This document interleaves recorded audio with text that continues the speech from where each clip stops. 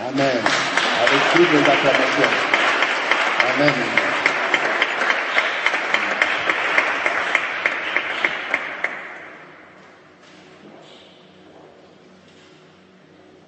Merci, Jean.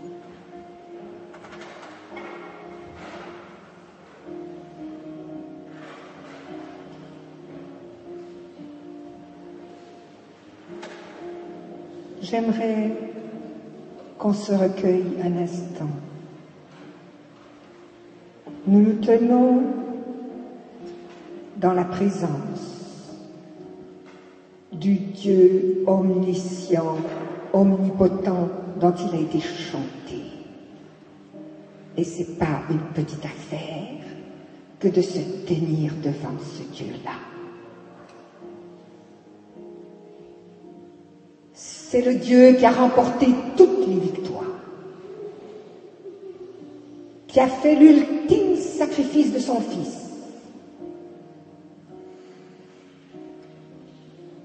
c'est celui qui est omniscient, omnipotent, qui a toute la sagesse, qui tient l'univers dans sa main, et nos toutes petites vies microscopiques aussi. Et combien nous sommes dépendants de lui. Et combien, s'il nous accorde le souffle de vie, eh bien, c'est encore une grâce. C'est encore un cadeau. Vous savez,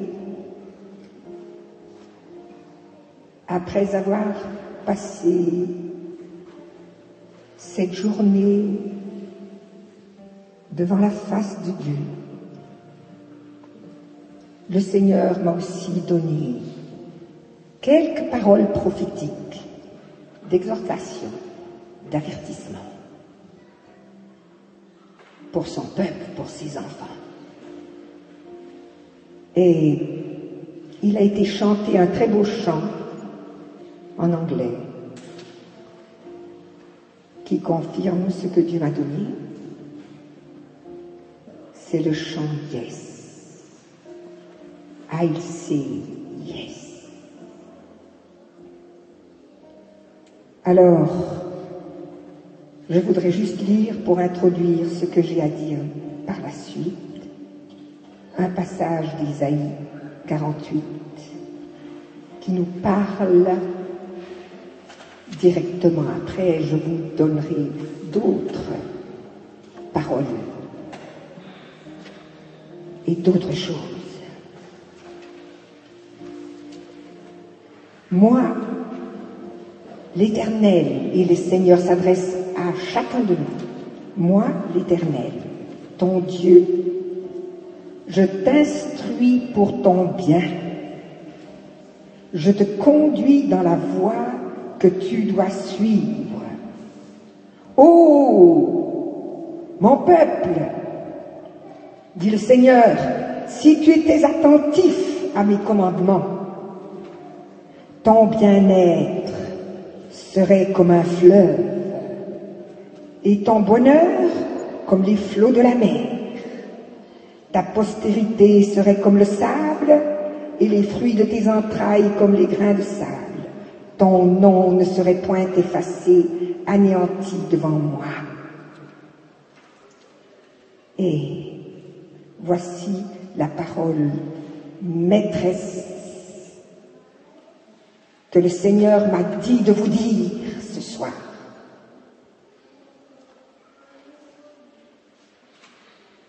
Voici ce que le Seigneur nous dit à chacun d'entre nous.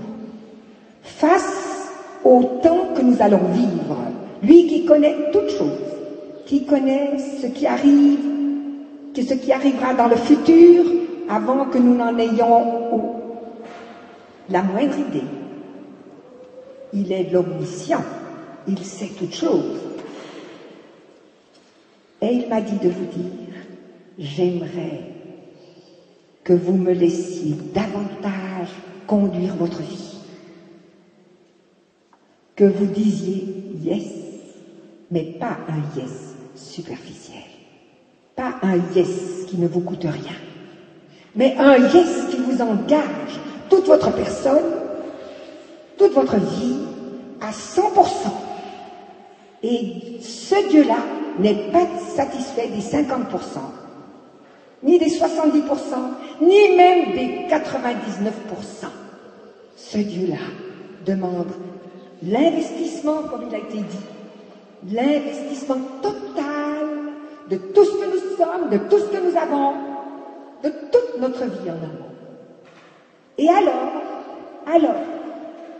voici aussi ce que le Seigneur a ajouté, alors celui qui se donne ainsi pourra bénéficier de ma très haute protection dans les années qui viennent. Je vous parle prophétiquement parlant, parce que les temps seront difficiles et de plus en plus difficiles. Et nous aurons besoin d'avoir appris à marcher avec Dieu, à le laisser conduire notre vie, si nous voulons bénéficier de sa très haute protection. Parce que c'est toujours quand nous faisons notre propre volonté que nous faisons les plus grandes gaffes, les plus grandes erreurs, et que le Seigneur, qui aurait voulu nous protéger, eh bien, ne peut pas le faire. Nous avons été désobéissants. Hier, nous avons vu que l'obéissance vaut mieux que le sacrifice. On peut faire beaucoup de sacrifices, beaucoup. Mais obéir, c'est ce qui honore Dieu. Et c'est quand nous obéissons que lui aussi nous protège. Et là, je vous parle de 50 ans de vie avec lui et de ministère avec lui. Beaucoup d'expériences, une multitude d'expériences dans ce domaine.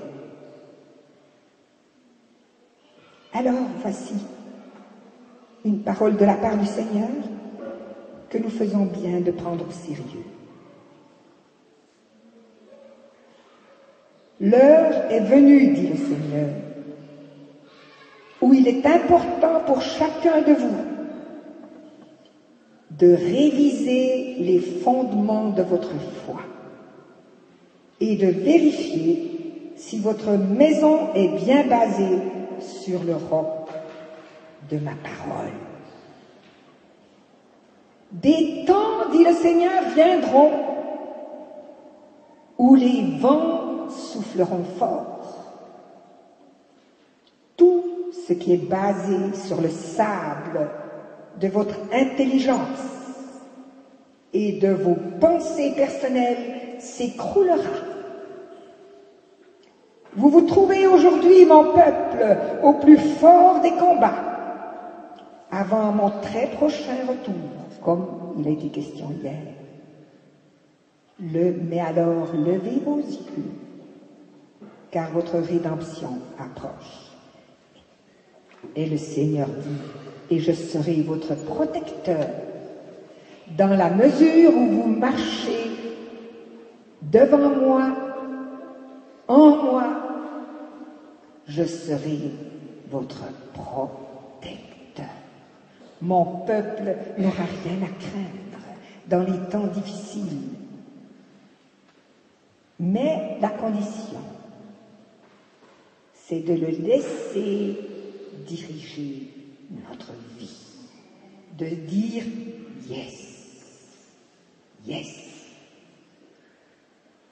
Et je vais partager avec vous une vision grandiose que le Seigneur m'a donnée il y a quelques années. De temps en temps, il me donne sa pensée sous cette forme-là.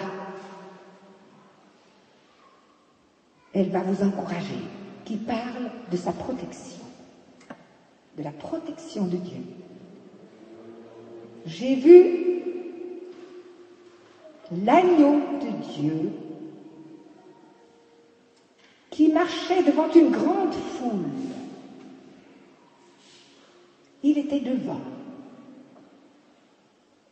Et juste derrière lui se trouvaient les adorateurs, les Lévites. C'est une image, bien sûr, tout cela, mais juste derrière les Lévites, qui formaient un demi-cercle ainsi, Et derrière les Lévites, le peuple de Dieu. Et tous les regards n'étaient fixés que sur l'agneau de Dieu. Tous les regards là-bas. Les Lévites entraînaient la marche. Les adorateurs entraînaient la marche derrière l'agneau. Les Lévites formaient donc un demi-cercle par devant autour du peuple de Dieu, et c'était comme si cela signifiait les bras de Dieu qui entouraient le peuple par devant. Extraordinaire. Et par derrière le peuple, au fond, l'armée de l'Éternel, avec ses chars,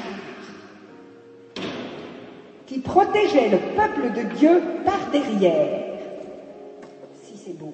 Si bien que les bras de l'Éternel, les Lévites, les adorateurs par devant, et les bras de l'Éternel par derrière, par l'armée de l'Éternel dont le Seigneur est à la tête. Tout cela, c'était les bras de Dieu autour de son peuple qui le protégeaient. Ah, je n'oublierai jamais cela. C'est encourageant pour nous, peuple de Dieu de la fin des temps, n'est-ce pas? De savoir que la protection de Dieu, si nous marchons avec lui, est infaillible. Et ça, c'est beau aussi. Une fois, le Seigneur m'a donné un complément, si on veut. À cela, il m'a dit, celui qui me livre sa vie bénéficiera de la plus haute protection qui existe. Bien sûr, sous son aile. Et rien, écoutez ça, rien ne pourra nous arriver sans d'abord passer par lui. Quand on nous touche, on le touche. Si bien que nous n'avons rien à craindre, si nous marchons avec Dieu, si nous obéissons, si nous nous livrons, si nous investissons toute notre vie, toute notre personne en lui, nous serons bien gardés. Et je lirai juste si belle pensée. Celui qui est à l'abri du Très-Haut repose à l'ombre du Tout-Puissant. Il est bien protégé. Quand le tonnerre gronde et que les éclairs frappent, son cœur n'est pas effrayé. Celui qui est à l'abri du Très-Haut dit à son Seigneur, « Tu es ma lumière, tu es mon espérance, tu es mon avenir, tu es ma tour forte. Le juste se réfugie, il est dit dans un psaume. Dans le nom du Seigneur, il est protégé. Ma tour forte, ma haute retraite.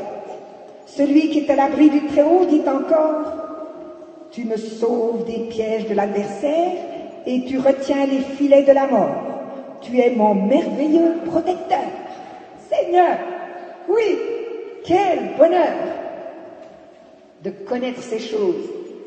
Celui qui est à l'abri du Très-Haut dit encore, « Réveille-toi, mon âme. Le Seigneur te fortifie de tous côtés.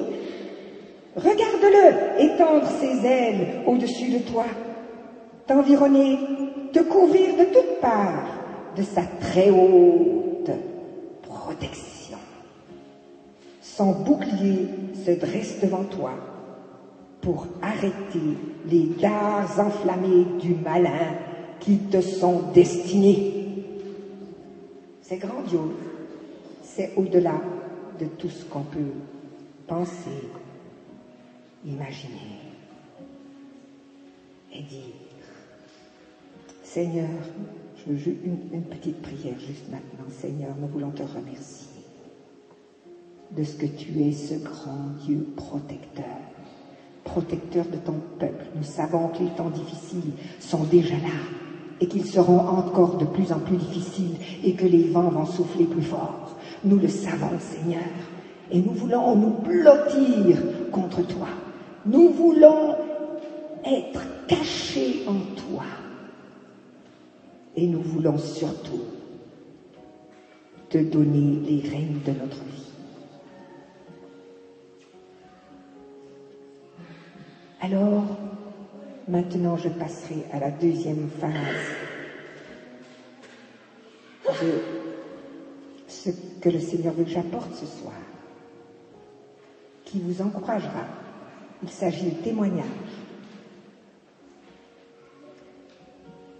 Il arrive que le Seigneur omnipotent, omniscient, dans sa sagesse, permette certaines choses dans notre vie. Mais c'est toujours lui qui a le dernier mot, le mot final dans l'histoire. Et il a toujours un plan dans ce qui se passe dans notre vie que nous ne comprenons parfois pas toujours, pas tout de suite, du moins. Et c'est en tout cas toujours pour que son nom soit glorifié. Je vous parlerai de ce que nous avons vécu il n'y a pas très longtemps, peut-être 2 ans environ, au Canada. Nous faisions un de nos nombreux séminaires dans la ville de Québec et il s'est passé quelque chose de très beau. Là, un miracle qui s'est passé sous nos yeux, que nous avons vu, où nous avons vu le Seigneur intervenir dans un blocage, dans une ville. Il y avait là une dame qui avait eu un accident, elle était tombée sur le verglas et elle s'était fracturé l'os pubien qui se trouve entre les 2 jambes. Une fracture grave. Cette dame a plus de 70 ans et elle était en chaise roulante. Elle devait même prendre une chaise roulante dans son appartement et le médecin avait dit qu'il n'y avait pas grande chance que cet os se ressoude à nouveau à son âge, du moment qu'il est mis à contribution pour chaque mouvement du corps. Alors, cette dame, il y avait un sérieux, était handicapée. Là, il y avait un sérieux handicap. En plus, elle avait un fils handicapé mental, je dirais. Alors, elle était très, très ennuyée. Elle souffrait beaucoup, si bien qu'on a dû lui donner de la cortisone. Et ça n'aidait pas beaucoup. Elle souffrait. Et cette dame est venue à la réunion, on l'a vue, elle est sortie de sa chaise roulante, elle arrivait tout juste à faire un tout petit pas, l'un après l'autre, comme ça. Avec des douleurs à chaque mouvement qu'elle faisait. C'était terrible de la voir ainsi. Puis elle est allée s'asseoir au fond de la salle. Et parmi... Moi, je ne connaissais pas sa situation, je n'avais pas de détails sur sa personne et sur ce qui lui était arrivé exactement. Et parmi les paroles de connaissance que le Seigneur m'a données, j'ai dit à un moment donné, il y a quelqu'un qui a un os ici qui ne se cicatrise pas et qui handicape la personne terriblement. Et j'ai donné d'autres détails. Et là, j'ai dit de la part du Seigneur, la main du Seigneur se pose sur toi. Et cet os se cicatrise. Et cette dame qui ne pouvait pas marcher, elle a dit, c'est moi ça, ça c'est moi. Alors, elle s'est levée toute tremblante, toute hésitante aussi, on comprend. Et puis qu'est-ce qu'elle remarque? Elle fait un pas, un autre. Elle a couru devant tout le monde. Elle a couru devant tout le monde, elle est venue, elle a sauté comme malade. Alléluia.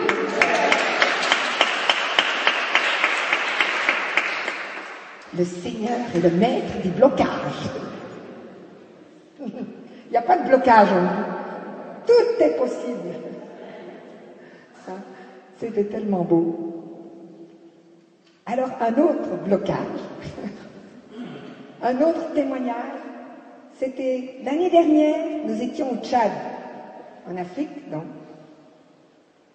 et je faisais un séminaire pour les femmes. Le Seigneur m'a donné d'enseigner les femmes partout, de faire des séminaires pour les femmes et les femmes de pasteurs. Et après mon message, j'ai donné une parole de connaissance qui venait du Seigneur et où nous avons vu aussi quelque chose de très beau. J'ai dit, il y a quelqu'un, une femme ici, qui est incapable de plier les genoux. Et c'est un handicap terrible. Alors, cette dame, elle était effectivement là, et elle souffrait de déformation osseuse importante depuis longtemps. Et les médecins ne pouvaient plus rien faire. Alors, elle était là, et cette parole s'est adressée à elle. Alors, elle est venue sur le podium à côté de moi, et je me rappelle encore bien qu'elle était à côté de moi, puis elle me dit, c'est moi, cette parole-là, c'est moi, tout ce que vous avez dit, c'est moi. Alors, mais voyez, elle m'a dit, voyez, je ne peux pas plier les genoux, regardez. Et puis elle a essayé de plier, elle faisait des efforts pour essayer de plier, et elle ne pouvait pas plier. Et vous savez, c'est très handicapant. Si vous ne pouvez pas plier les genoux, comment vous faites pour aller dans votre vie? Comment vous faites pour aller aux toilettes? Comment vous faites? Ça pose des problèmes quand vous avez les jambes raides, les deux. Alors c'était son cas. Et puis elle me dit, vous voyez, cette parole c'est pour moi, je la prends. Alors l'onction du Seigneur, l'Esprit du Seigneur est venu sur moi. Et je l'ai regardé comme ça, la part du Seigneur. Et j'ai dit, au nom de Jésus-Christ, le Fils du Dieu vivant, plie tes genoux. Et cette dame, encore toute hésitante, elle a essayé de plier, elle a essayé de plier, elle a vu que ça pliait, elle a vu que ça pliait, elle a vu que ça pliait, elle a sauté. Alléluia. Elle était guérie. Un miracle dont je pense beaucoup les pasteurs et tout le monde en a parlé, c'était un miracle quand même notoire. Et vous savez, la Bible nous révèle bien que le Seigneur a eu la victoire sur le péché qui nous rendait esclaves. Il a eu la victoire sur la maladie, sur les infirmités. Et la victoire la plus grande, c'était la victoire sur la mort. Alléluia, il est ressuscité des morts. Il est vivant. Et nous l'avons vu à l'œuvre tant de fois. Et nous lui donnons toute la gloire à notre Dieu omniscient, omnipotent, tout-puissant. Alors, je vais vous rendre le témoignage extraordinaire de la victoire sur la mort dans une femme qui était en train de mourir. Comme je vous l'ai dit, le Seigneur m'a relevé de la mort, je suis une miraculée il y a 46 ans, et depuis, le Seigneur m'utilise pour sauver des gens qui sont sur leur lit de mort. Depuis, par des paroles de connaissance qu'il me donne, c'est lui qui le fait. Je n'y suis plus rien, je ne suis que le facteur qui apporte le télégramme. Mais c'est tellement glorieux, ce qu'on voit, c'est tellement glorieux. Oh, c'est beau, c'est extraordinaire, c'est puissant. Alors, nous faisions un séminaire au Burkina Faso, en Afrique, il y a quelques années, Et Samuel enseignait, et moi j'apportais les paroles prophétiques et les paroles de connaissance que le Seigneur me donne, comme depuis longtemps. Et j'ai dit de la part du Seigneur, il y avait 500 pasteurs dans ce pays. L'église de Jésus-Christ est très forte et très puissante. Je pense que c'est le pays où l'église chrétienne évangélique est la plus forte en Afrique francophone. Alors, j'ai dit de la part du Seigneur, il y a un pasteur ici qui a laissé sa femme très malade à la maison. Mais c'était pire que très malade. Elle était en train de mourir. L'hôpital de Ouagadougou, la capitale, l'avait renvoyée chez elle pour mourir, en disant laissez-la aller tranquille là-bas, et qu'elle meure dans sa maison. Elle était sur son lit de mort depuis 10 jours, en train d'agoniser. Et son mari, le pasteur, était à la réunion. Et j'ai dit de la part du Seigneur, le pasteur qui a laissé sa femme très malade à la maison, le Seigneur est en train de la guérir maintenant. Et ça a été prouvé qu'à l'heure où j'ai dit ces mots, le Seigneur est entré dans cette case africaine et une grande, elle était donc en train de mourir, elle était toute grise, toute squelettique, elle était presque aveugle, elle ne pouvait plus marcher. Et au moment où j'ai dit cette parole au séminaire, à des kilomètres de là, le Seigneur est venu dans sa case comme un grand faisceau lumineux, a traversé son corps de la tête jusqu'aux pieds. Je vous ai parlé de mon témoignage hier, c'est semblable, hein, très semblable. Et cette femme, qui était un squelette vivant, tout juste, s'est levée d'un bond, elle a pu se lever de son lit, elle a couru dehors. C'est la femme du pasteur, n'oubliez pas. Elle s'est écriée, ce n'est plus moi qui vis, c'est Christ qui vit en moi. Amen. Alléluia! Alléluia, la vie de Jésus. Passez par là. C'est beau, c'est super, c'est magnifique. Alors, cette femme-là, ça a été tellement un grand miracle que les gens de sa ville ou de son quartier, quand ils la voyaient passer, ils ont dit, mais cette femme, elle est morte, c'est pas elle. C'est pas elle, c'est son fantôme, ils disaient les gens. C'est pas possible, elle est morte, cette femme. Tellement c'était grave. Alors, ce qui s'est passé, c'est que le Seigneur a utilisé ce miracle-là pour faire un autre déblocage. Un déblocage pour notre ministère, Samuel et moi. Cela faisait des années que des pasteurs ont cherché à nous introduire au Burkina Faso sans succès, pour une raison X. Et là, le Seigneur a utilisé ce miracle-là. Vous allez voir. D'abord, je dirai encore ce qui s'est passé avec cette femme et moi. 2-3 jours après, je faisais une réunion de femmes. Et je ne savais pas ce qui s'était passé avec cette femme-là. Mais je faisais une réunion de femmes, il y avait peut-être 1 millier de femmes à peu près.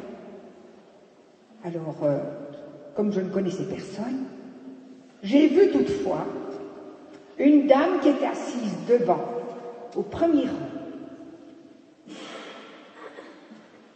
Et je l'ai vue, elle qui était africaine, je l'ai vue blanche, tellement la lumière du Seigneur était sur elle.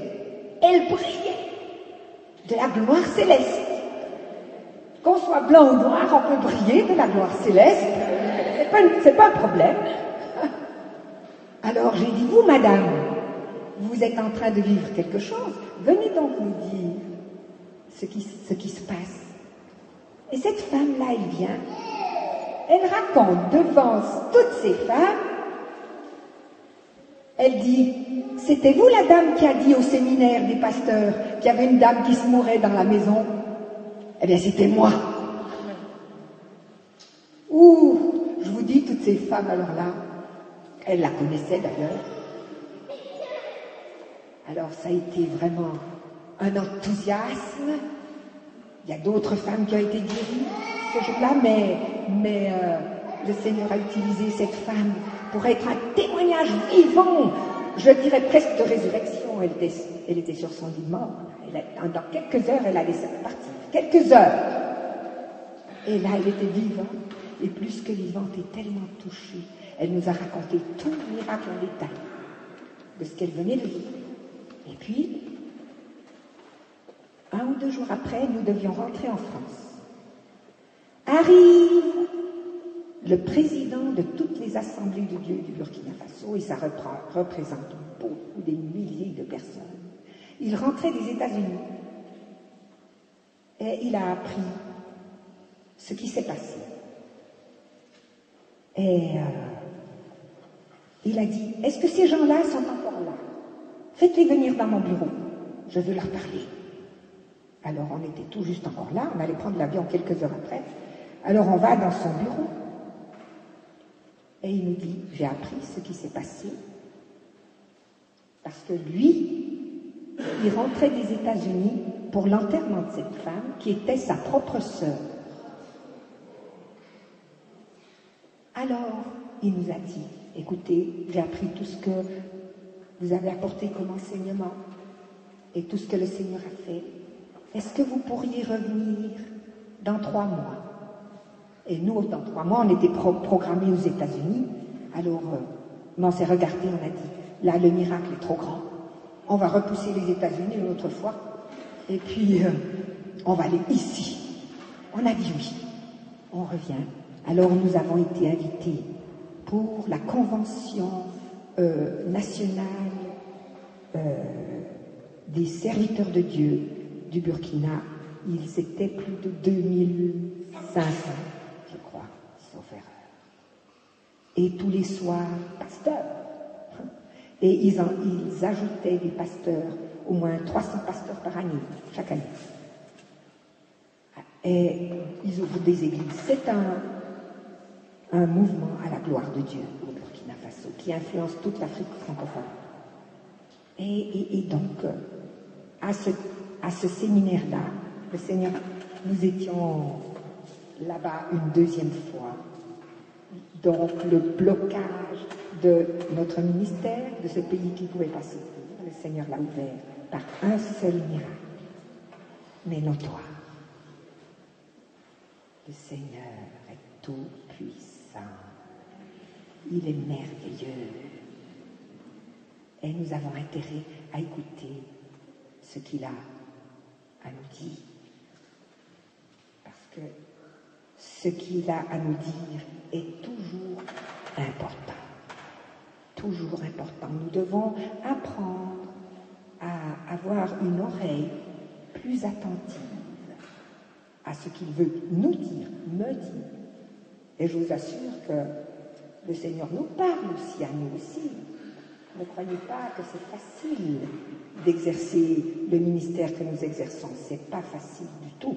Ça demande l'investissement d'une vie. Comme je l'ai dit, ça fait 50 ans que nous sommes mariés, 50 ans que nous servons le Seigneur dans le monde. Alors, j'aimerais quand même encore dire juste cette nouvelle image que le Seigneur m'a donnée ici. Hier, c'était, avant de passer la parole à Samuel pour l'enseignement, j'ai eu une nouvelle vision un peu sur la protection de Dieu sur son peuple et des paroles prophétiques encore pour vous assurer que Dieu prendra soin de nous dans les temps difficiles qui arrivent. Mes enfants, dit le Seigneur, ce monde est devenu comme un très grand désert pour vous. Et combien c'est vrai.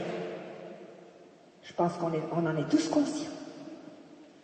Mon peuple, comme j'allais devant le peuple d'Israël, le jour dans une colonne de nuée pour les guider dans leur chemin à travers le désert. Et la nuit, j'étais dans cette colonne de feu pour les éclairer, pour qu'ils puissent ainsi marcher jour et nuit. De même, dit le Seigneur, je marche devant vous, mes enfants, qui me suivez en obéissant à ma parole. Il y a une condition. En ces temps difficiles et désertiques de la fin, je vous éclairerai au travers des ténèbres les plus épaisses de ce monde. Ceux qui me suivent ne marcheront jamais dans les ténèbres, même lorsque celles-ci sont des plus épaisses. Comme la colonne de la nuée ne se retirait point de devant le peuple d'Israël pendant le jour, ni la colonne de feu pendant la nuit. Ainsi, dit le Seigneur, je tracerai toujours un chemin devant celui qui me suit. Il aura toujours la lumière dont il a besoin pour connaître le chemin qu'il doit prendre. Mais voyez l'importance d'apprendre à se laisser conduire par Dieu pour bénéficier de la conduite de son esprit et pour être gardé et protégé par lui. Alléluia, Seigneur. Nous te remercions parce que, comme le dit ta parole, tu n'as jamais déçu personne, tu n'as jamais déçu celui qui crie à toi. Tu es fidèle, même lorsque nous sommes infidèles, mais ça ne veut pas dire qu'il faut rester infidèle. Ça veut dire qu'il faut travailler à sa sanctification, qu'il faut travailler à sa consécration, qu'il faut s'investir dans le royaume de Dieu, dont il a été question aussi, même pendant l'offrande. S'investir, obéir, c'est ce qui honorera le plus le Seigneur. Et c'est en obéissant, écoutez bien ça, c'est en obéissant que vous ferez fuir le diable, votre adversaire. Rien de mieux que l'obéissance à Dieu pour faire fuir le diable. Souvent, on se bat contre le diable, un peu inutilement parce qu'il a déjà été vaincu à la croix. Notre Seigneur a remporté toutes les victoires. Le diable a été vaincu et nous n'avons pas à avoir peur de lui et nous n'avons pas à le craindre. Celui que nous devons craindre, c'est notre Dieu Tout-Puissant, révélé en Jésus-Christ, notre Sauveur, qui veut être notre Maître et notre Seigneur. Levons-nous un instant, nous sommes dans la présence du Dieu vivant, avant qu'on écoute la parole de Dieu. Et je ferai juste un petit appel. Chacun peut être concerné. Le Seigneur attend une réponse. Il attend un yes, comme il a été chanté. Alléluia. Peux-tu jouer un peu? Yes. Pendant ce temps, ce moment de prière. Alléluia. Alléluia. Nous nous recueillons devant toi. Oui, tu veux être le Seigneur. Seigneur, tu as dû reprocher au peuple d'Israël qu'il ne t'écoutait pas. Tu as dit, oh, si tu étais attentif à mes commandements. Oh, si tu étais attentif à mes commandements. Tu serais comme un fleuve et ton bonheur comme les flots de la mer. Ta postérité serait comme le sable et les fruits de tes entrailles comme les grains de sable. Ton nom ne serait point effacé, anéanti devant moi. Sortez de Babylone, fuyez du milieu des Chaldéens.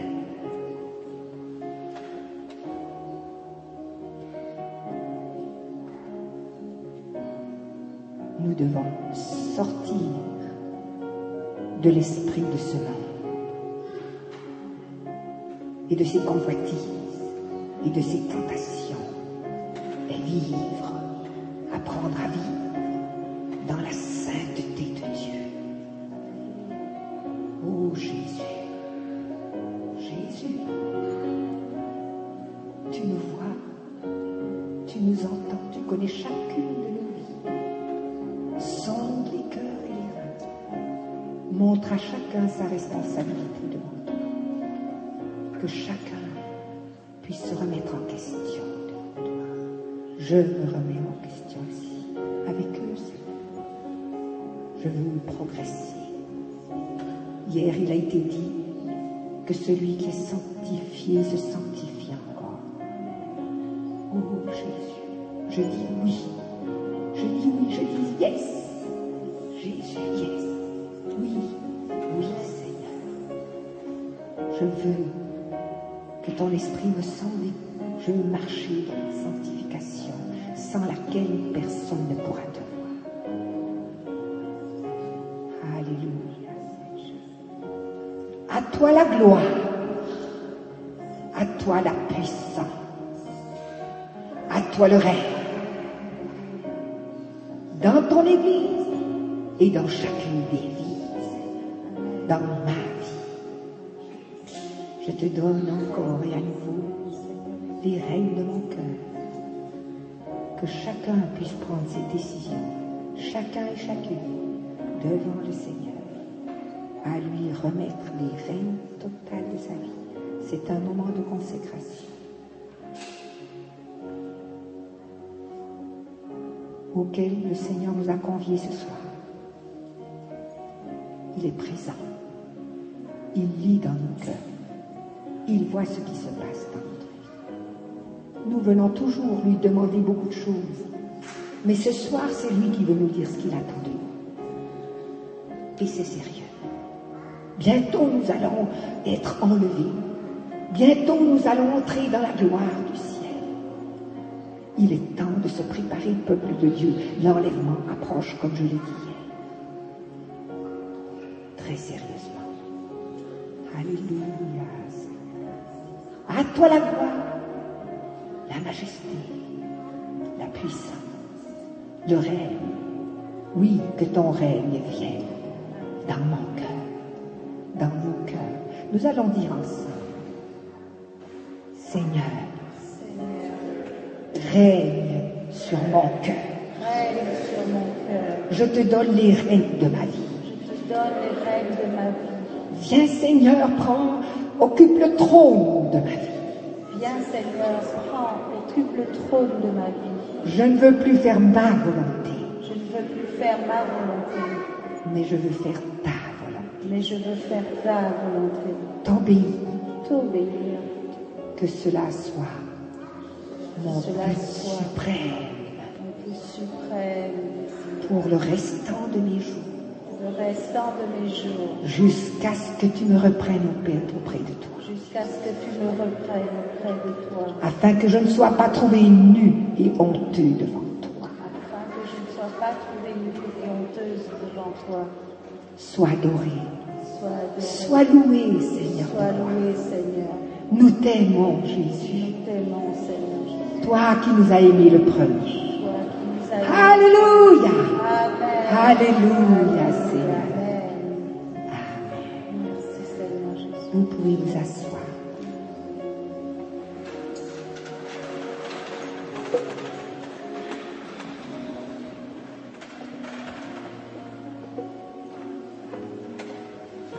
Je reviendrai après le message pour des choses importantes.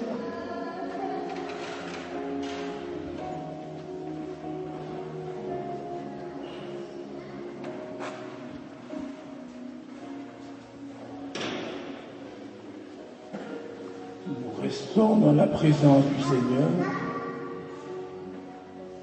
Le temps a bien passé, n'est-ce pas?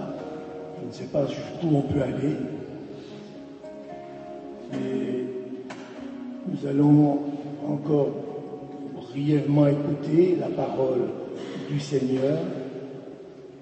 le thème de cette soirée était aussi la puissance de la croix, n'est-ce pas?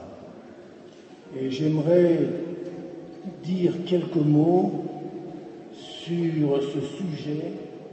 Et c'est l'apôtre Jean, dans l'Apocalypse, qui va nous donner quelques pensées importantes. Apocalypse, chapitre 1, il y a un verset extraordinaire, le verset 6, qu'on connaît, que beaucoup connaissent.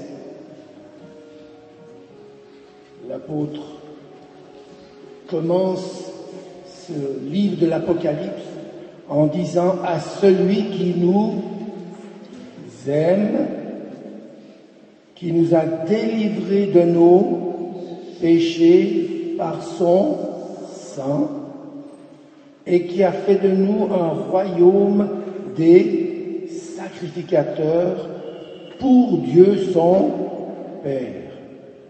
À lui soit la gloire et la puissance au siècle des siècles. Amen. Voici, il vient avec les nuées, et tout œil le verra, même ceux qui l'ont percé. Et toutes les tribus de la terre se lamenteront à cause de lui. Oui, amen. Je suis l'alpha et l'oméga, dit le Seigneur Dieu, celui qui est, qui était et qui vient, le Tout-Puissant. Amen. À celui qui nous aime, qui nous a délivrés de nos péchés par son sang et qui a fait de nous un royaume. J'aimerais dire brièvement quelques mots sur 4 mots. À celui qui nous aime, nous allons dire quelques mots sur cet amour de Dieu, de Jésus, qui nous a délivrés de nos péchés. Soulignez ça aussi dans votre Bible, le mot péché, il faut bien réaliser ce que ça veut dire. Parce qu'aujourd'hui, le péché, pour beaucoup de gens, ça n'existe plus. Le péché, ça n'a pas de sens.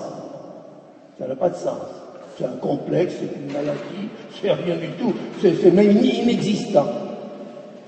Et le 3e mot, le mot sang, qui est donc le sang de Jésus, n'est-ce pas? Et ensuite, qui a fait de nous un royaume de sacrificateurs. Le mot sacrificateur, nous allons essayer aussi d'en voir un peu la définition. Il y a donc là 4 mots. Et vous avez, on voit comme après ça se termine, à lui soit la gloire, la puissance au siècle des siècles. Donc il vient pour régner. On a parlé du règne. Mais si nous voulons assister à ce règne, il faut donc lire le verset qu'on a lu avant. Tout le monde n'assistera pas ou ne participera pas à ce règne. Il est donc important que nous saisissions certaines pensées importantes ici. Et la première pensée pour nous aider à régner avec Christ est de réaliser l'effroyable réalité du péché. À celui qui nous aime, qui nous a délivrés de nos péchés. Il y a donc là une pensée extrêmement importante dans toutes les Écritures. On ne va pas s'arrêter à tout ça, mais nous voyons et nous comprenons que le péché aux yeux de Dieu est quelque chose d'effroyable, d'horrible. C'est une horrible réalité qui a, bien sûr, poussé le Seigneur à venir sur cette terre pour régler le problème du péché des hommes. Alors si nous voulons régner avec Christ, si nous voulons que nous participions à ce qu'il a préparé pour nous, il nous faut réaliser l'effroyable réalité du péché. Et réaliser que c'est à cause de notre péché que Jésus est venu mourir sur la croix, n'est-ce pas vrai? Et je lisais tout à l'heure dans Isaïe 59, il est dit que ce n'est pas que Dieu n'entend pas nos prières, sa main n'est pas trop courte pour nous aider, mais ce sont nos péchés qui mettent une séparation entre Dieu et nous. Il est question là de réaliser combien, en tant que chrétiens, nous devons réaliser que le péché dans notre vie doit être absolument condamné. Nous ne devons jamais minimiser le péché. Le péché est le plus grand ennemi de l'homme. Voilà pourquoi Jésus est venu. Parce que l'homme était en train de se détruire à cause de ce péché. Et ce péché, c'est cette rébellion contre Dieu. C'est le poing fermé contre Dieu et qui dit « Moi, je fais ce que je veux. Tu n'as pas commandé ma vie. » C'est l'homme qui pointe son poing contre Dieu et qui se détourne et qui dit « Moi, je vais faire ce que je veux. » Et non pas ce que tu veux.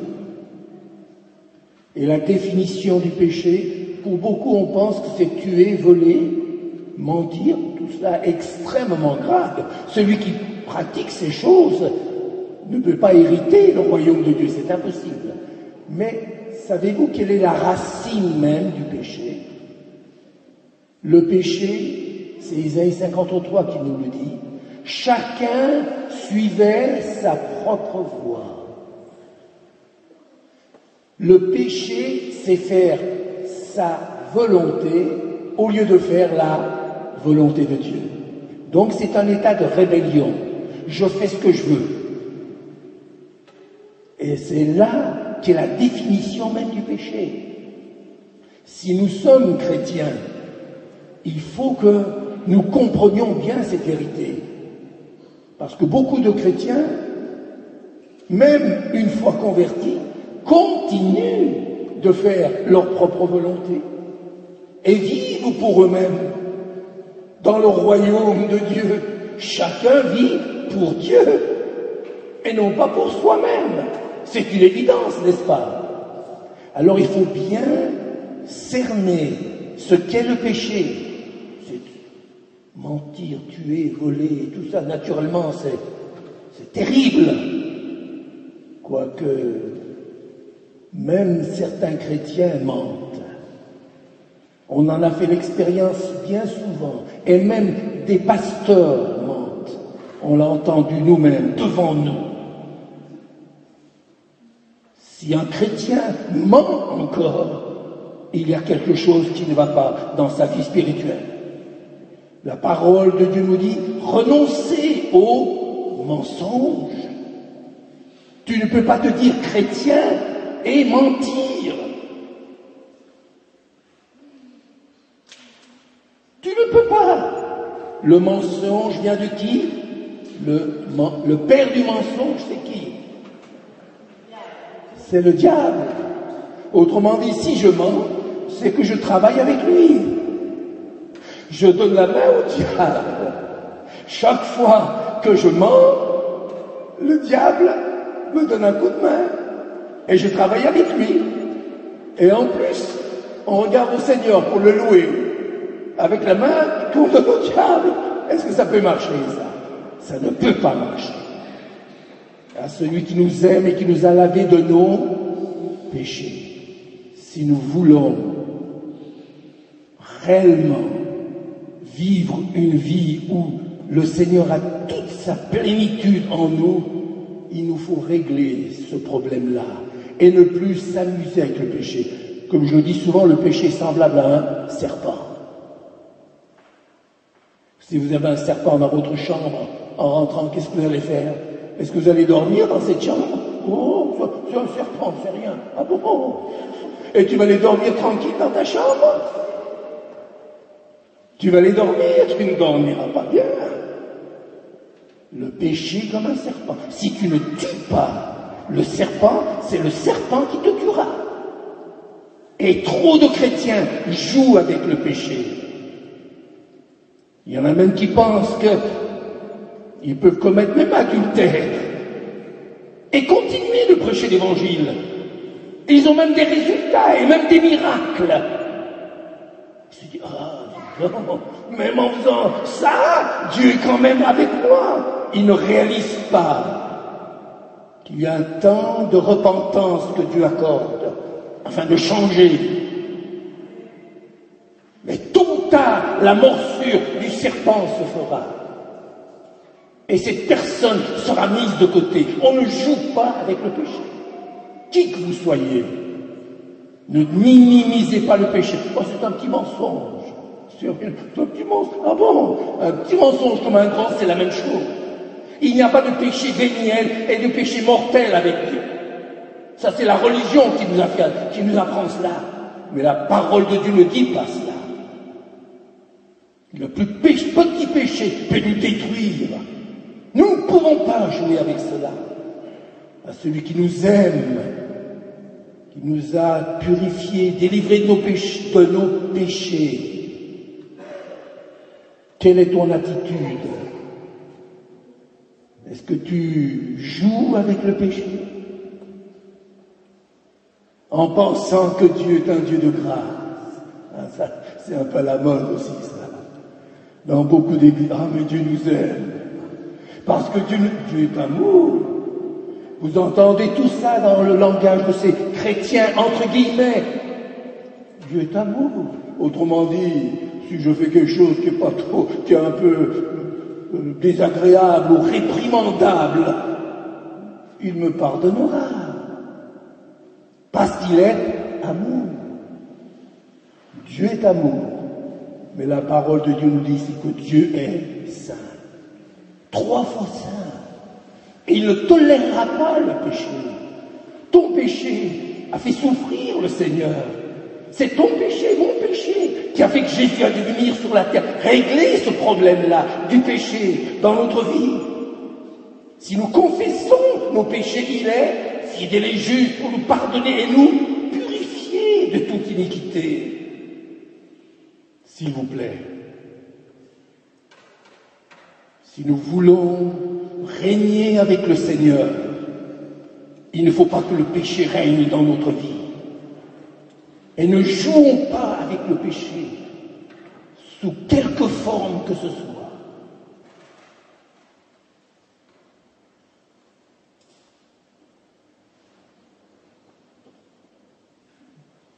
Le mot péché, ensuite, on est purifié de nos péchés par quoi? Par le sang de Jésus. Et là encore, aujourd'hui, même des prédicateurs ont une répugnance quand ils entendent parler du sang de Jésus qui purifie de nos péchés. Il y en a qui ne supportent pas cela. Ils disent que c'est une théologie de boucherie sanguinaire. N'avez-vous pas entendu parler de cela? C'est possible, on l'entend, c'est écrit. Nous sommes en train d'écrire un livre sur la croix, la puissance de la croix. En lisant beaucoup d'articles, on se rend compte que le sang de Christ, ce que le diable déteste le plus, c'est le sang de Christ. Parce que c'est là que s'opère notre pardon, notre délivrance. Ils l'ont vaincu par le sang de l'agneau et par la parole de leur témoignage. Et ils n'ont point aimé leur vie jusqu'à craindre la mort. Ils l'ont vaincu par le sang de l'agneau. Apocalypse 12. Et ceux qui sont au diapason de la mode un petit peu et qui se moquent du sang de Jésus ont aussi donné la main au diable. que le diable ne veut pas cela.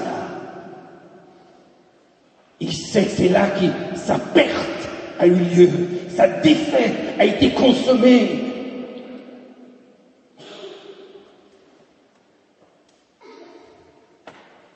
La valeur infinie du sang précieux de Jésus. Chers chrétiens, réalisons cela. Seulement le sang précieux qui a coulé à la croix peut nous purifier de tout péché lorsqu'on se repent et qu'on vient à la lumière. Rien d'autre ne peut nous purifier que le sang de l'agneau. Il y a même des cantiques, il y a même certaines Bibles où la mention du sang a disparu. Vous vous rendez compte de la réalité du sang? On ne parle plus du sang, on parle de la mort de Jésus. Regardez. Mais quelqu'un peut être mort sans verser son sang. C'est grave. On peut être mort sans verser son sang. Et le sang de Jésus signifie que un sacrifice a été fait. Et s'il n'y a pas de sacrifice, il n'y a pas de pardon pour les péchés. Je lisais le passage, Hébreux 9, 22. Sans effusion de sang, il n'y a point de pardon. Celui qui se moque du sang de Christ, le pardon est impossible pour cette personne. Il foule à son pied le sang de Christ, le sang de l'alliance, par lequel il peut être sanctifié, purifié. Donc ce sont des vérités auxquelles il faut s'attacher. Haïr le péché, c'est détestable. Ne joue plus, c'est comme si tu jouais avec un serpent. Tôt ou tard, tu te feras avoir. Il y a trop de chrétiens qui jouent avec le péché. Un petit mensonge, des petites fréquentations coupables, des petits regards impurs. On prend l'habitude. Un petit verre de trop, on commence un peu à tourner la tête. Et on fait des choses abominables. Le sang de Christ, c'est ce qui nous a réconciliés avec le Père, le sang de Jésus. Ensuite, à celui qui nous aime.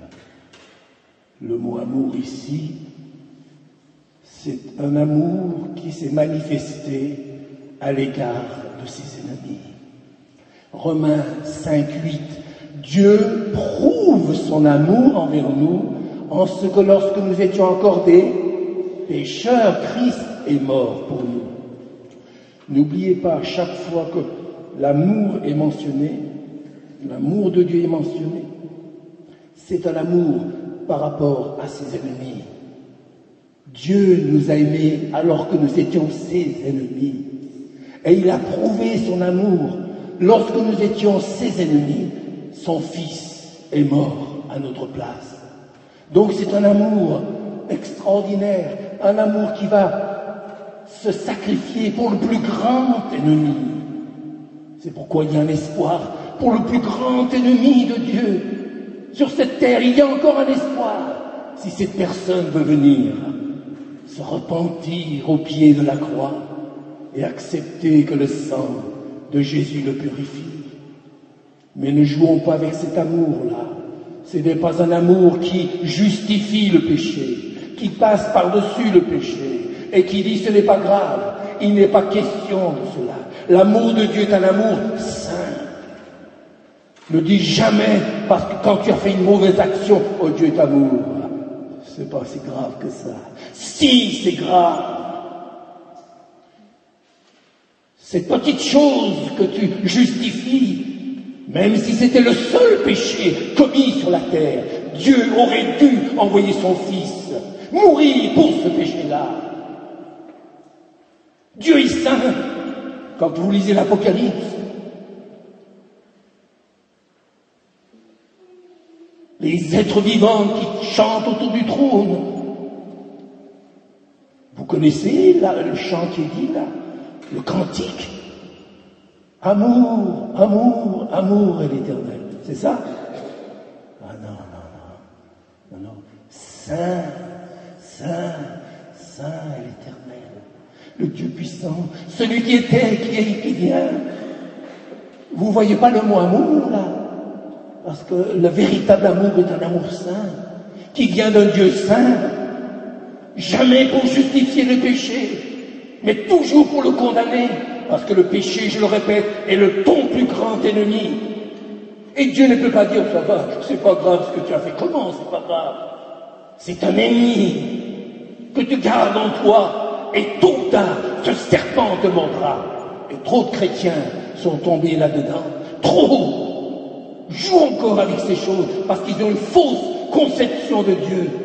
D'un Dieu d'amour, d'accord, mais d'un Dieu saint. Et c'est la sainteté de Dieu qui est mise en évidence dans l'Apocalypse, afin qu'on le craigne.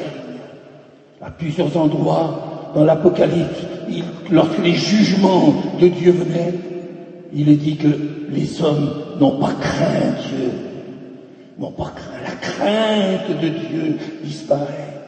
Quand nous n'avons pas la vision de sa sainteté, comment voulez-vous craindre Dieu quand vous n'avez dans votre tête que Dieu d'amour, finalement c'est le bon Dieu? Ces expressions qu'on entend, n'est-ce pas, depuis notre enfance, c'est le bon Dieu. Autrement dit, on peut nous entendre avec lui. Mais si je fais quelque chose qui n'est pas qui est mal, c'est le bon Dieu. Et il me pardonnera, c'est son métier. C'est son métier. Quelle fausse conception de Dieu. Cet amour a été manifesté à l'égard des ennemis. Comment ne pas l'aimer? N'est-ce pas son amour qui a touché votre cœur? Vous, qui étiez loin de lui, ennemi de Dieu, et vous avez entendu cette bonne nouvelle, comment moi, son ennemi, j'ai juré contre Dieu, je me suis méfié de Dieu, j'ai fait des choses abominables, et j'entends maintenant ce message. Que Dieu aime même ses ennemis, il est mort pour eux. Il ne les rejette point, il hait le péché, mais il aime le pécheur. Quelle bonne nouvelle, n'est-ce pas vrai? Quelle bonne nouvelle! Mais ne jouons jamais avec l'amour de Dieu pour nous faire croire que Dieu est amour et qu'il passe et qu'il couvre le péché. Jamais. Ça, c'est un Dieu de votre invention qui peut vous conduire dans les ténèbres, loin de Dieu. L'amour de Dieu, c'est ce que nous chanterons éternellement. Et c'est un amour saint, c'est un amour qui s'est sacrifié. Car Dieu a tant aimé le monde qu'il a donné son Fils unique, afin que quiconque croit en lui ne périsse point, mais qu'il ait la vie éternelle. C'est un amour qui s'est donné, sacrifié pour vous, pour moi, rebelles, pécheurs, ingrats, souillés. Il a envoyé son Fils se sacrifier pour que son sang nous purifie. C'est un amour aussi qui avertit. Jean 3,16 toujours. Car Dieu a tant aimé le monde qu'il a donné son Fils unique, afin que quiconque croit en lui ne périsse point, mais qu'il ait la vie éternelle. Beaucoup, quand ils lisent ce verset-là, ne périssent pas, ils le mettent de côté. J'ai remarqué, quand je lisais certains commentaires, il y avait des commentaires sur tout le reste, mais sur ne périssent point, ça passait là. Et d'un seul coup, on a l'impression qu'ils étaient aveugles, les commentateurs. Ça me surprenait. Ah bon? Comment ça se fait qu'ils passent là-dessus? Il n'y a pas de commentaire sur le périsse point. Ça les gêne. Ça les gêne. L'enfer, le jugement les gêne. Il y a beaucoup de prédicateurs comme cela. Il y a tout un mouvement aux États-Unis qui pénètre en Allemagne aussi. Si vous saviez ce qui se passe, certains se moquent de la croix. Et même un prédicateur a dit que la croix et l'enfer, c'est une mauvaise publicité pour Dieu. La croix et l'enfer, une mauvaise publicité pour Dieu. Et des gens, des prédicateurs, qui ont bien commencé, qui étaient évangéliques comme vous et moi, et qui maintenant commencent à annoncer de telles choses. Vous ne croyez pas que la chose est sérieuse? Et je pourrais vous dire encore beaucoup de choses qui pourraient vous faire trembler. Mais nous vivons des temps sérieux, comme il est dit. Nous vivons des temps sérieux. Ne périsse point. Ne périsse point. C'est pas parce qu'on ignore cela que la réalité n'existe pas. Et quand cet amour a touché notre cœur, ennemi, souillé, et que Jésus est mort à ma place, à votre place, que son sang nous purifie, la quatrième réalité se trouve, et je termine, dans ce nom, ce mot de sacrificateur. Nous étions pécheurs, ennemis, sans force, loin de Dieu, des rebelles. Et qu'est-ce qu'il fait de nous maintenant? Il a fait de nous des sacrificateurs. Pour Dieu, son Père. Voyez-vous, de rebelles, de méchants, d'ennemis. La grâce de Dieu, le sang de Christ nous purifie et fait maintenant de nous une nouvelle créature. Si quelqu'un est en Christ, il est une nouvelle créature. Les choses anciennes sont passées et voici toutes choses sont devenues nouvelles. Maintenant, il fait de nous des sacrificateurs. Et le sacrificateur a pour mission d'offrir des sacrifices. Maintenant, les sacrifices, ce ne sont pas des sacrifices d'animaux, n'est-ce pas? Mais Jésus, lui, a été offert. Il a été l'agneau de Dieu qui ôte le péché du monde. Et maintenant, si nous avons des sacrifices à offrir, c'est un sacrifice de louange qui honore son nom. Alléluia. Et comme sacrificateurs, nous qui avons maudit Dieu, nos lèvres étaient souillées, on fait des choses abominables. Son sang nous a purifiés à un tel point, purifiés, plus blancs que la neige. Il nous revêt d'un vêtement de justice parfaite, de la justice de Jésus. Et il nous dit maintenant, je fais de toi un sacrificateur. C'est lèvres qui ont maudit Dieu, c'est lèvres qui ont dit des mensonges et qui ont commis des choses abominables. Je t'ai purifié à un tel point que maintenant ce péché n'existe plus.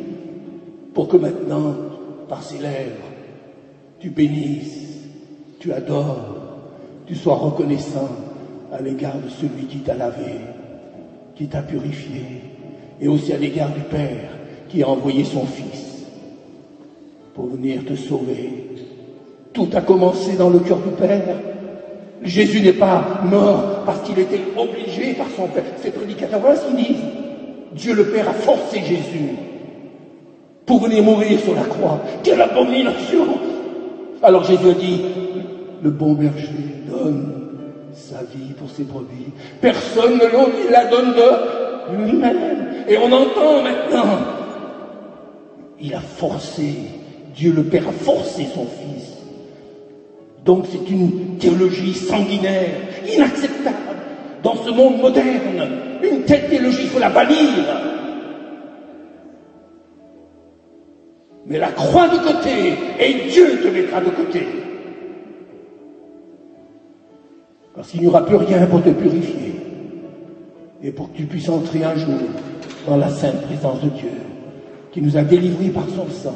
On pourrait traduire aussi qui nous a purifiés par son sang. Certaines versions ont purifié. Purifié. Merci Seigneur. Si nous confessons nos péchés, des fidèles et justes pour nous pardonner et nous purifier de toute iniquité. Merci Seigneur. Maintenant il fait de toi un sacrificateur pour que tu bénisses son nom et tu ailles proclamer son amour.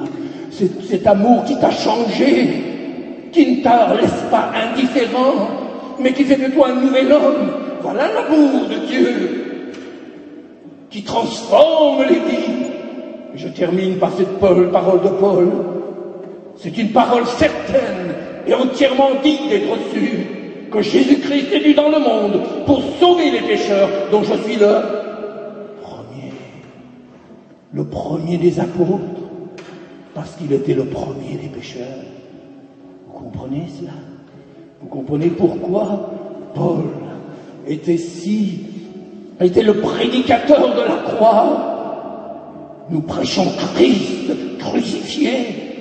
C'était l'apôtre qui a prêché ce message.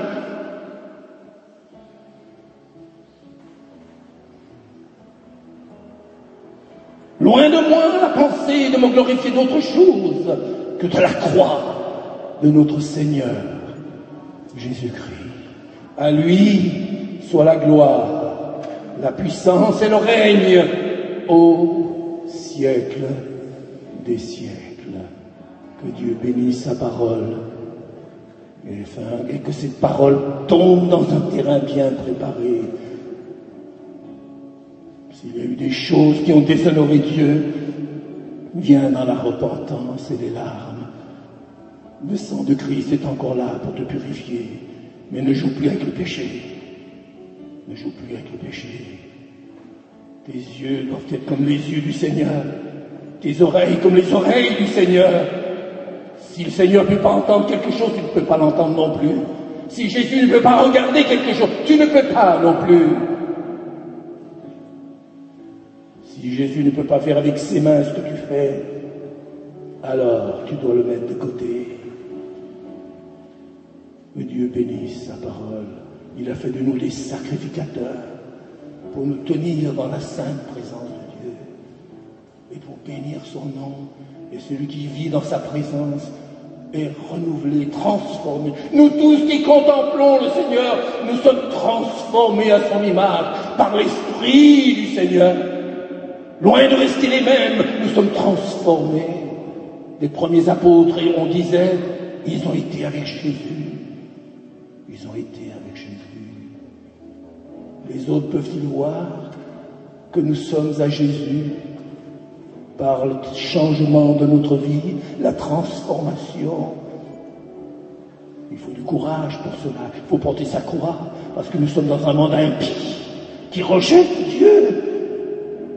S'ils m'ont rejeté, s'ils m'ont haï, ils vous haïront aussi. Es-tu prêt à supporter cela? Mais n'oublie pas que la croix porte ceux qui la portent. Faut que tu portes ta croix par amour pour le Seigneur. Le Seigneur te portera et te conduira sur le chemin de l'éternité. Et un jour, tu te courberas aux pieds de l'agneau de Dieu. Et tu lui diras merci, un grand merci, pour son sacrifice sanglant qui seul te permet d'entrer au ciel et que de contempler la gloire de Dieu. Alléluia.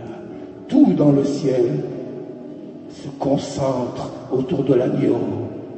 Tout dans le ciel qu'on se concentre autour de l'agneau à la gloire de Dieu le Père. Que Dieu bénisse sa parole et que nous puissions ainsi vivre ce royaume de Dieu dans notre vie et que les autres voient que nous sommes soumis à notre roi. Jésus, le roi des rois, le Seigneur des seigneurs, à lui soit toute la gloire, dès maintenant et à jamais. Merci Seigneur.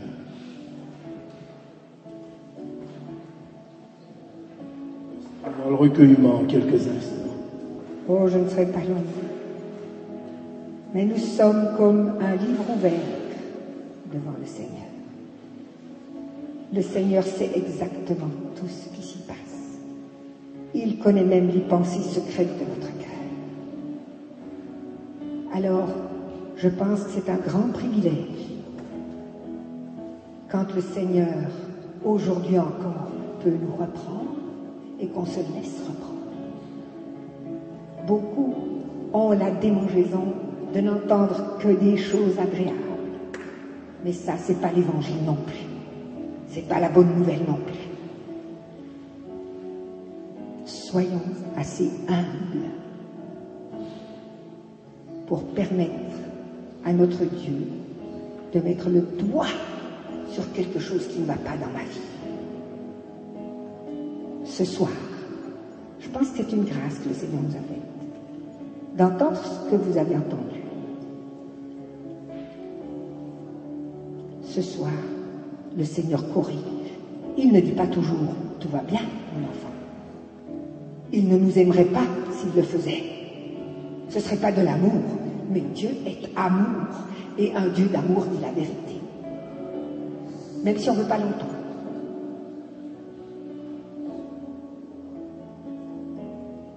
Alors, laissons-nous former et transformer par le Seigneur.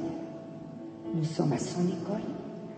Tant que nous ne sommes pas encore arrivés là-haut, nous ne sommes pas encore des anges. Je crois que nous avons tous des choses à revoir.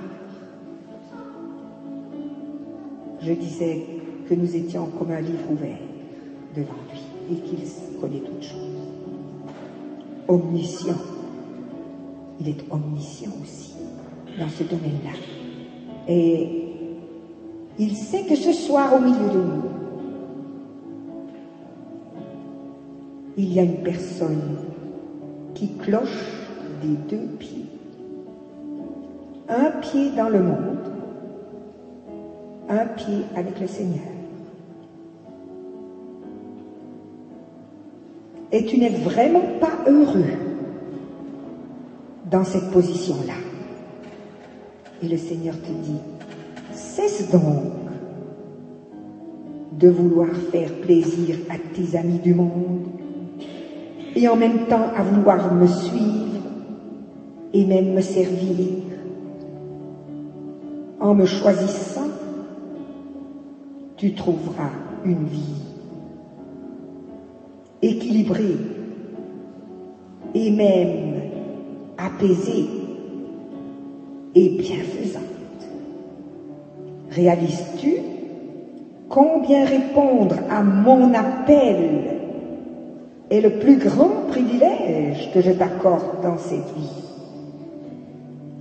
J'ai mis, dit le Seigneur à cette personne, au fond de ton cœur, un appel à me servir. Mais tant que tu cloches des deux pieds, un pied dans le monde, un pied avec moi, tu es écartelé et tu ne pourras jamais me servir efficacement. Fais le bon choix ce soir et ne remets pas à demain la décision que tu dois prendre aujourd'hui. Seigneur, je te prie pour cette personne à laquelle tu t'adresses personnellement, avec un mot personnel. Et c'est une grande grâce que tu lui fais, de t'adresser à elle ce soir. Et de dévoiler son cœur et l'état de son cœur. Oh, sois loué, Seigneur. Donne à cette personne le courage de prendre la bonne décision. Celle d'abandonner le monde, les plaisirs du monde, les tentations du monde, les joies du monde, pour se donner à toi et à ton service, entièrement. Alléluia. Il m'a aussi été donné une parole personnelle pour Joseph. J'ai été surprise par cette parole. Voici ce que le Seigneur te dit, connaissant ta situation. Tu marches sur le lion et le dragon. Son poison et ses dents ne pourront te nuire. C'est la présence de Dieu dans ta vie qui fera toute la différence. Il te dit, mon enfant, je serai toujours avec toi. Je viendrai toujours à ton secours. Toi qui connais l'honneur et la puissance de mon nom, je serai toujours pour toi ce Dieu qui te sauve lorsque tu cries à moi. Alléluia! Alléluia! Tu n'as pas à craindre l'ennemi, quel qu'il soit. Celui qui est en toi est plus grand que celui qui est dans le monde. Ceux qui sont avec toi sont en plus grand nombre que ceux qui sont contre toi. Proclame la victoire de la croix. Et toute crainte s'éloignera de ton cœur. Bannis la crainte, l'amour parfait chasse la crainte. Amen. Sois loué, Seigneur. Merci parce que tu marches devant et par derrière et par-dessus et par-dessous. Joseph, tu étends tes bras par-dessus, par-dessous et tu l'environnes de ta protection. Alléluia. Alléluia. Amen. Gloire à toi. Et le Seigneur s'adresse à quelqu'un d'autre ici au milieu de nous, qui a peur de la mort. Et le Seigneur sait qu'au fond de ton cœur, tu as peur de la mort. Et le Seigneur vient t'enlever cette peur ce soir en te rassurant. Il est ton berger, le Seigneur. Pourquoi aurais-tu peur de la mort? Il te dit, j'exauce celui qui m'implore.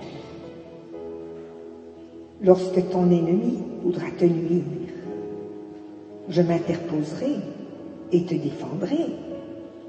Et lorsque tu marcheras dans la vallée de l'ombre et de la mort, tu n'auras pas à craindre. Je serai encore avec toi pour t'en arracher lorsque le nombre de tes années sera complet à mes yeux. Alors je te transporterai dans mon ciel de gloire, dans ce salut éternel auquel tu aspires tant. Tu n'as pas, que cette personne soit rassurée, tu n'as pas à avoir crainte et peur de la mort. La mort ne doit pas être un spectre d'épouvantement pour toi. Puisque tu es chrétien, quand le Seigneur aura décidé de te prendre auprès de lui, il viendra te chercher et il te fera passer par la vallée de l'ombre de la mort sans aucun mal et pour t'introduire dans la gloire céleste. Que la paix de Dieu vienne dans ton cœur et t'enlève toute crainte de la mort. Ce soir, va et dors dans la paix du Seigneur. Cesse d'être tourmenté par cette pensée-là la nuit, parce que Jésus est avec toi. Jésus t'aime. Jésus t'accompagnera jusque dans les lieux célestes auprès de lui. Alléluia, Seigneur. Levons-nous dans la présence du Seigneur. Remercions-le pour cette soirée.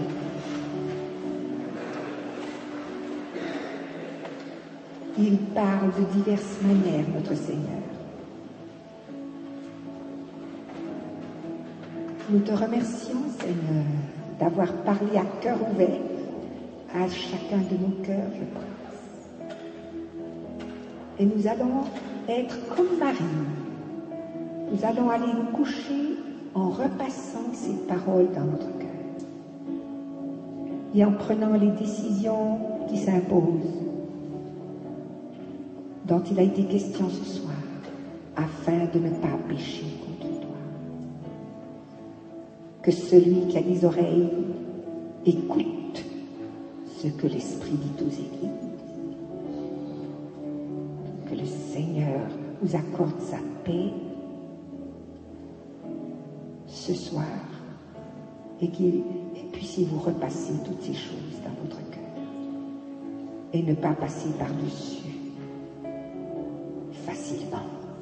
Vous le regretteriez plus tard et ça mettrait un blocage dans votre vie qui vous empêchera de vous épanouir en Christ et de grandir en Christ. Quand Dieu nous parle, combien de fois il m'a parlé? Combien de fois il m'a parlé? Parfois j'ai obéi, parfois je n'ai pas obéi tout de suite. Eh bien, j'ai fait l'expérience que chaque fois que je n'ai pas tenu compte de ces avertissements, je cessais de progresser dans ma vie chrétienne. Et le Seigneur m'a fait reprendre le départ là où j'avais désobéi, où je n'avais pas obéi. C'est une grâce d'obéir à Dieu. Parce que quand Dieu nous parle de la sorte, comme ce soir, c'est une grande grâce. Parce que ça nous permet ensuite de grandir en lui et de grandir à sa ressemblance. Sinon, oubliez ça. Vous ne glorifierez jamais le Seigneur comme lui voudrait que vous le fassiez dans ce monde. C'est pas possible. C'est un disciple accompli, un disciple de Jésus-Christ. C'est quelqu'un qui apprend à obéir et qui obéit quand Dieu lui parle. Je me le dis à moi-même aussi. Puissiez-vous ce soir obéir à ce que Dieu vous a dit. Amen. Allez dans la paix du Seigneur.